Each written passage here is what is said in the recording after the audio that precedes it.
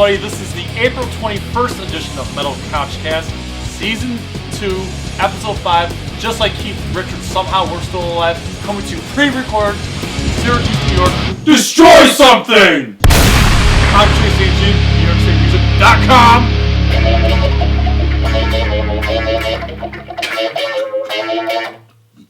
You jive.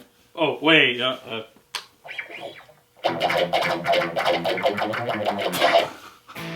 I'm Moshpit Fardo, voice actor for Funkin' Hire.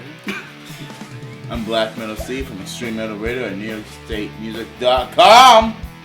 Yes, and behind the camera as always is Psycho Steve from Steve Lacerdo Productions. Oh my god! Oh, that's nasty. Well, anyways, we're in a really good fucking mood, and we got a great show for you today. Hell yeah, we do. We've got a plethora of topics, including 2 album reviews from these guys right here, and of course another edition of Metal Fucking Beef. But before we get to all that shit, it was just so funny. This man was at Periphery show the other week, and so was Donnie Wahlberg over in Chicago, Illinois. Oh my goodness. For those of you who don't know who Donnie Wahlberg is, some of you may know him as an actor on like various TV shows and movies. Some of you may remember him from New Kids on the Block. Some of you might know him as Marky Mark Wahlberg's brother, or some of them might know him as the Wahlburgers, or whatever, the Wahlburger band, or whatever the fuck. Well, anyway, yes, he was at Periphery. And, so is Donnie Wahlberg a fucking metalhead? Well, I don't see why not, since he went to a fucking Periphery. I don't think he thought, like, Backstreet Boys Part 2 was playing or something. No, if you want the honest truth, it's because he brought his fucking son. His son's a Periphery fan. He dragged his dad along. How much you bet that they both drink PBR and vape together?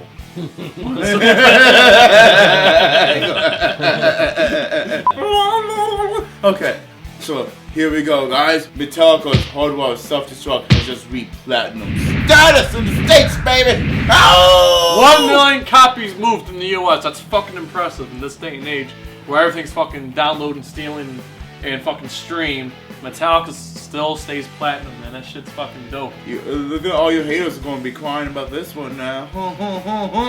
Yeah! And speaking of Metallica, which starts with an M, and this next one starts with M, Megadeth and Meshuggah are going to be touring. They're going to be going to, what was that, Big Flats? Yep. That's right, they're going to be in Big Flats, New York, June 23rd.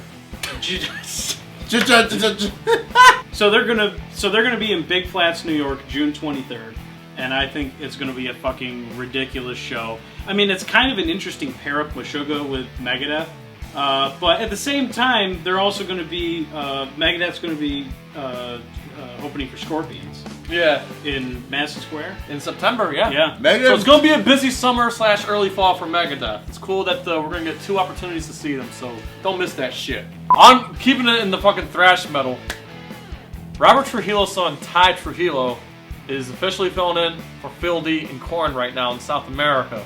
That's pretty fucking dope right there. Especially since he's what? How old? 12. He's 12. 12. Yep. He's 12 and even in his own band because the helmets too. I mean, props to him. I mean, that's really cool. Think about all these kids we talk about. I went to Disneyland. I'm pretty fucking Korn, man. I mean, when he gets back to school, he's gonna be the top like trophy when he gets there. Hey, ladies, he's somebody. Everyone's gonna do his homework just to hear about the amazing tour. Man. Oh, dude, like he's probably going like, my son was spent with Korn. Jonathan did his Korn rolls today. Well, here's the thing, though. What's interesting, though, is right now we don't know what the fuck's going on with Philly. So, I know this is not a permanent change, but who knows? So keep your eyes on that shit. Yo, you got beef? I don't want no beef. I got beef? You got beef? You want no beef? You got fucking beef? You got fucking beef? You don't want no beef? You don't want no beef? You got beef? Where's the fucking beef? Where's the beef? That's right, metal fucking beef! Yes, metal fucking beef is what we got. Icons or bands of metal feuding with someone else. This fucking week's metal beef. Five Finger Death Punch versus Prospect Park, the record label. Ongoing battle for years. Five Finger Death Punch hit big, hit mainstream. signed a contract to do a certain amount of albums in a certain amount of time. And Same old song and dance with any band, yeah. Slave to the fucking label. Yep. And they want out, and they already signed with Rise Records on top of that. So this is ugly. This is not the first time they sued each other. This is a huge like fucking divorce court bullshit going on right Well, here. considering, here's the thing. They sold a lot of albums, and on top of that, they're like really the only profitable band on the label, and the label's like Getting bread and butter, yeah. Well, yeah, they're getting ready to go bankrupt and shit. Yeah. We don't know that for a fact. That's just what the band's been chirping about. And basically, the label just fired back saying, we're, you know, they're saying, okay, basically the premise is they're saying that they're not up to par with the albums or whatever. They're not putting out the album that is expected from them. I see. You know, with whatever for the fans, for radio, and all that shit. So it's getting really, really ugly. It's got, because I'm facing Five Finger Death Punch is like the biggest band currently right now in the Yeah. radio for that type of heavy music. So, I mean, if they lose Five Finger Death Punch, they definitely will go bankrupt. Here's the thing: the band's having issues with the label, the band's having issues with their front man, and so who the fuck knows what's going to happen out of this lawsuit? Who knows who's going to win? But this is probably going to go on for a long fucking time. That's some stanky metal beef. So these guys got some fucking album reviews, but we're going to decipher who goes first. Rock, paper, scissors, do this shit now! Rock, paper, scissors, shoot!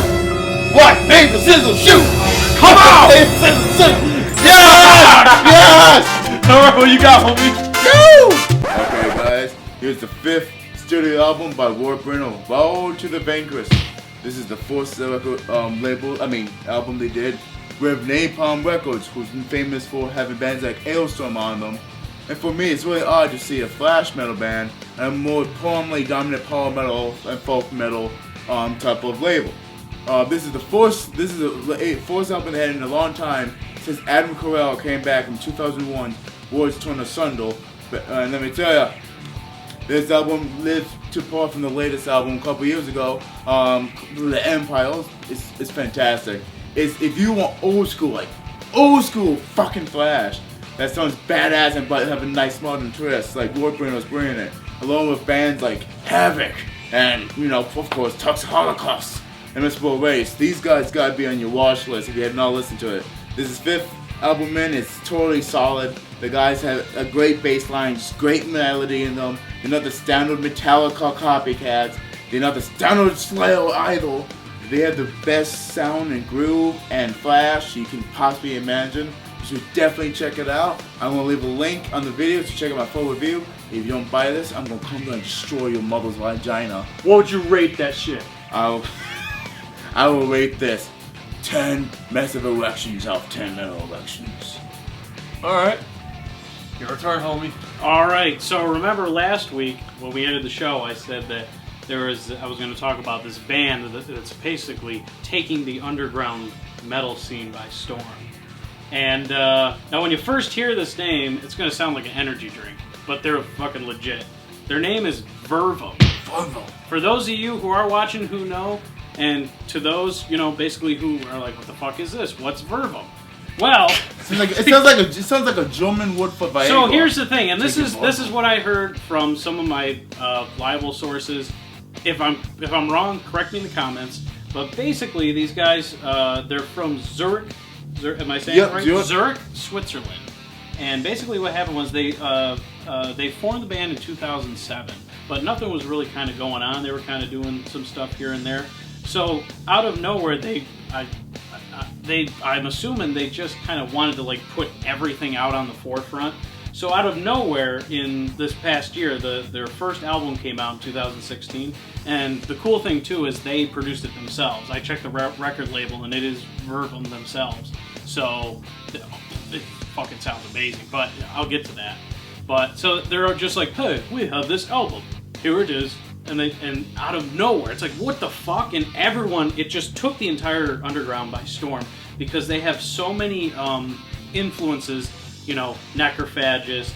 I get a whole bunch of the Faceless out of it, like Planetary Duality. It sounds sort of like that.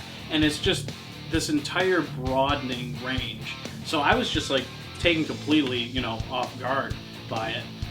So the album name is Illuminance. Illuminance. And it's so.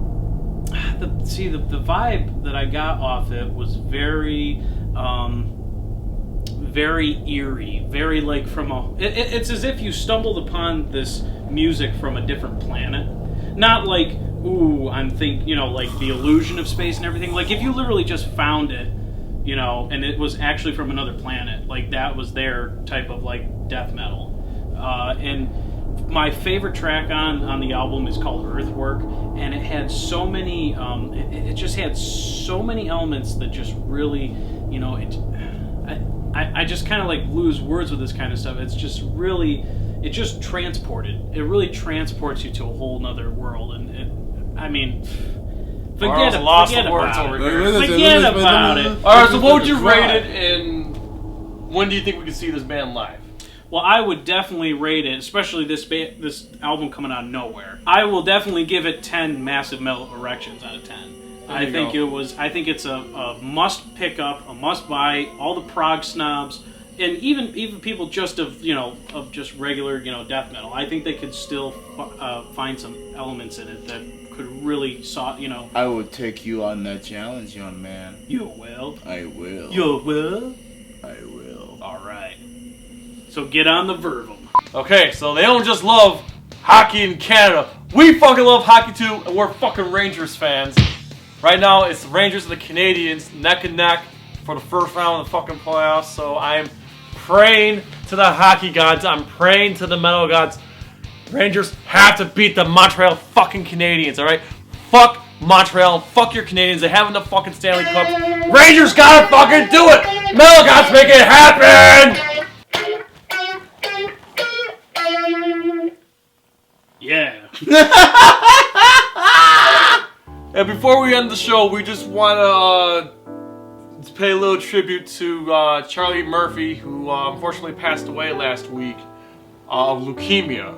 I mean, the man was constantly touring, traveling, and he didn't seem to, share his illness with anybody, and we lost him. No one saw it coming. I just want to say, Charlie, you will not be remembered as Eddie's brother. You're going to be remembered as the greatest fucking storyteller that ever fucking lived. I love his fucking Chappelle skits. The stories with fucking Prince and Rick James. It's just was the fucking best. It's like humping the fucking ball. I rewatched that shit always makes me laugh. Fuck your couch, nigga! Fuck your couch! North Final! Wait till the five finger side to the face. What? Slap! Yo, Charlie Murphy, horns up for Charlie Murphy, man. Rest in peace.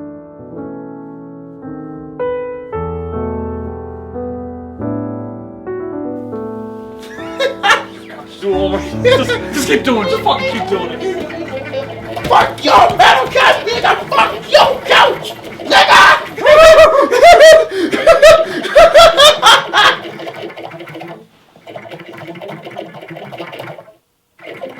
Trying to grime his shit all over my couch. All that fucking griming shit all over my couch. Luckily, this couch is black, not white. Just saying.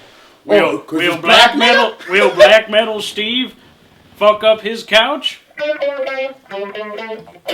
Oh, jeez, that thing gives off heat. Dying fetus. Dying fetus.